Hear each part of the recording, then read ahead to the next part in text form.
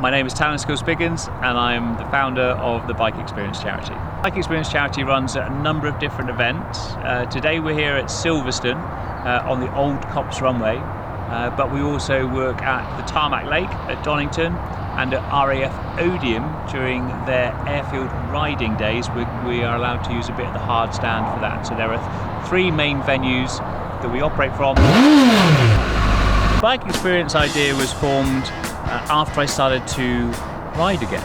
So I was paralysed in 2003, got back on a bike in 2008, and whilst I started to do track days, the feeling of freedom and independence that I got made me realise that there had to be others out there that would want the same experience. But when I'm on the bike, I completely forget I'm paralysed, and I just feel normal from the moment I'm on the bike, and it's just a thrill, and I'm a speed junkie, so just love it.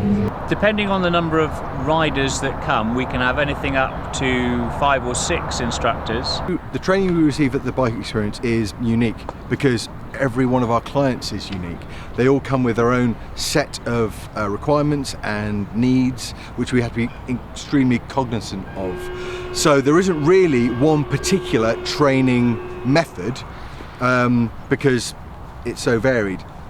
The basics are laid out at the beginning by Talon. He worked out the theory behind getting a person with disabilities onto a motorcycle and getting them to ride independently. So there's more information on Facebook. We have a page there, and we also have a page on the website under tbe2011.com. Yes, everybody should come and do the Bike Experience. It's amazing. Yeah, that's what they should do.